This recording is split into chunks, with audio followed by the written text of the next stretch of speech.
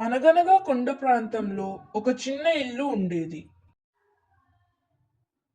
ఆ ఇంట్లో నివసించే ఒక అమ్మాయి ఎంతో కష్టపడి పని చేద్దామని అనుకుంటుంది కానీ అలసట వచ్చి ఆపేస్తుంది. తన అమ్మమ్మ గారు ఎంతో కష్టపడి పని చేసేవారు.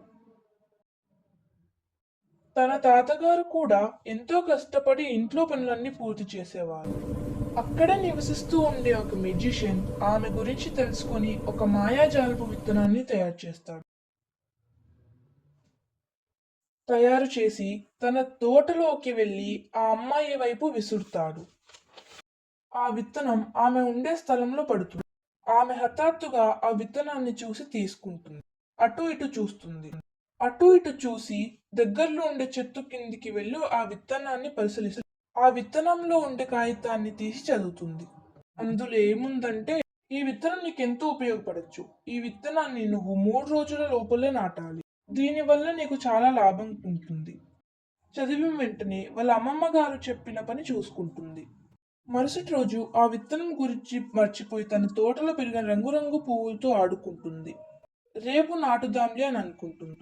చివరి రోజు చివరి నిమిషంలో ఆ విత్తనాన్ని తీసుకురావడానికి బయలుదేరుతుంది. ఆ విత్తనాన్ని తెచ్చి నాటుతుంది. కానీ ఆమె వెళ్ళేసరికి ఆ నిమిషం అయిపోతుంది. ఆమె నాటిన వెంటనే మొలక వస్తుంది కానీ అది ఎండిపోయి ఉంటుంది. ఆమె బాధగా మరలా ఆ చెట్టు కిందకు వెళ్ళి ఆమె జాబులోని కాగితాన్ని తీసి రాయడం మొదలుపెడుతుంది. మీరు నాకు ఈ విత్తనం ఇచ్చారు. అది నాటిన వెంటనే ఎండిపోయి పెరిగింది అని రాసి ఆ విత్తనంలో పెట్టేసి పైకి విసురు. విత్తనం ఆ మెజిషియన్ దగ్గరికి వచ్చి పడుతుంది. ఆ విత్తనంలో ఉండే కాగితాన్ని తెరిచి చూస్తాడు. ఆమె రాసింది చూసి నవ్వుతాడు. మళ్ళీ రాయడం మొదలు పెడతాడు.